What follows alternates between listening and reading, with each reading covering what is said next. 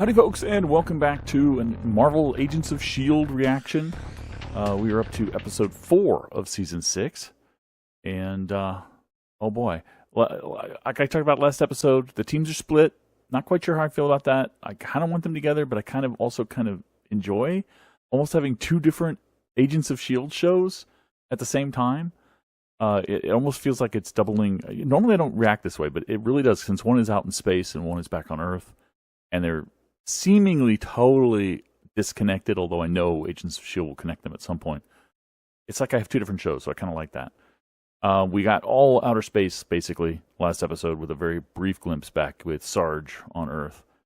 So hopefully this episode will be a little more balanced, or maybe we'll go with heavy Sarge, heavy Earth, and a little light on space, although Fitzsimmons is my most favoritist part of Agents of S.H.I.E.L.D., so I hope we don't get none of them. But anyway, let's see. Okay, now they seem to be in space. Make them count. Well, they didn't count. It seems like he's doing an action movie. He is doing an action movie, isn't he? It just dawned on me. This is so over the top. And he's a commander. This has got to be, he's on a film set. Yep, a hero. It's got to be. Yeah, with these good catchphrases. Come on. He has to be filming a movie. Wait a minute. Not a movie. Sorry. It's a dream. And framework. Oh, it's a framework. Okay, got it. Deke. Close. Yeah, where does he come up with this stuff? Helps when you're from the future, but how is he still around? Firing off a cannon, it seems like a lot of trouble. So apparently the grid that was created was temporary. It's not still there, I guess.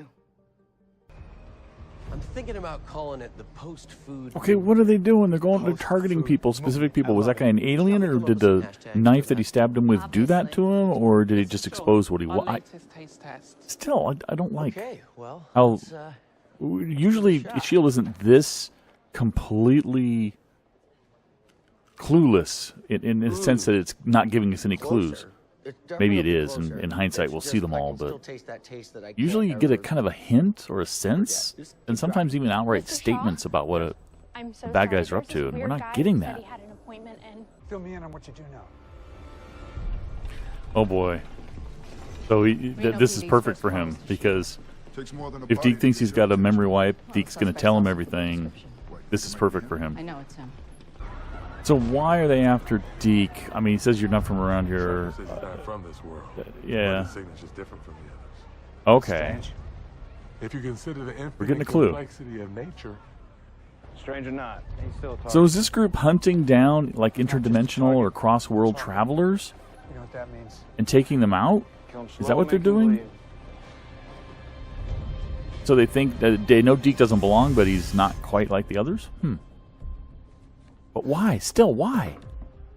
Autopsy I performed since the last one. I mean, who finds a body on a wall? No idea. He was. Okay, first of all, I'm from the Sacramento area in California, and I can attest to the fact that it makes no sense and it's unbelievable that somebody could have been from Sacramento and has never been to Reno. It's so close. Must be an average day for you. What the heck? Some kind of weird bat thing inside him? So the stabbing was to kill that. So they're like parasites that have taken over people? Okay, so these bat things are traveling from world to world, and they're hunting them down. So why don't you come on out? Make things easy. Forward, don't look back. This guy is... Extract. I got your six. Yeah, he is a S.H.I.E.L.D. agent. Who are you? Who was sent in undercover. Agent of S.H.I.E.L.D. Yeah. Cool. Oh no. That was just temporarily killing this thing, or at least subduing this thing. Why would if they knew it was only temporary, why would they ever leave the bodies? It doesn't make any sense. Because they knew that, you know, local authorities would take the knife out. Give me a chance to catch. Okay, new character. We've got a red shirt here who's going to be infected by the alien zombie bird. Oh no! Keller's the one infected. Good misdirect, S.H.I.E.L.D. I thought it was going to be the new character. And not somebody they introduced as a main character or, a speaking character in every episode. It's going But to no. be okay. Already a medevac.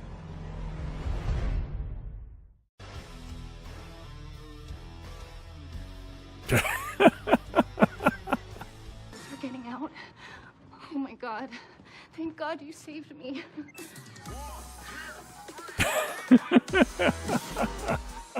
Her new boyfriend, I guess.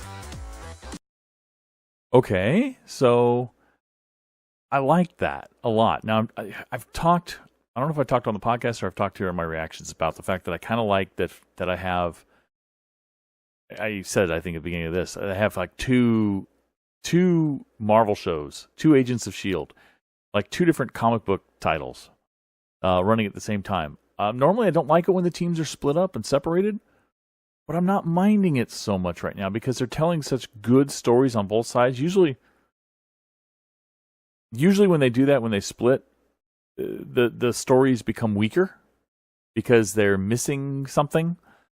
But the space stuff that we got last episode with Simmons and with Daisy and with the crew, and the Hunt for Fitz feels like its own show, right? Because it's got a core crew, it's got a ship, it's got a mission. This feels like it's its own show. It's on Earth, but it's got a core crew, it's got a mission, it's got bad guys and all that. Well, we'll get to that in a second. So I'm really enjoying the back and forth. I do want them to get together. I do want to see how they come together, but I'm not missing it like I normally do. So now the S.H.I.E.L.D. has potentially two of Sarge's guys as prisoners, as captives, and Sarge has May as a captive. Now I thought May would join kind of willingly to go undercover, infiltrate his group.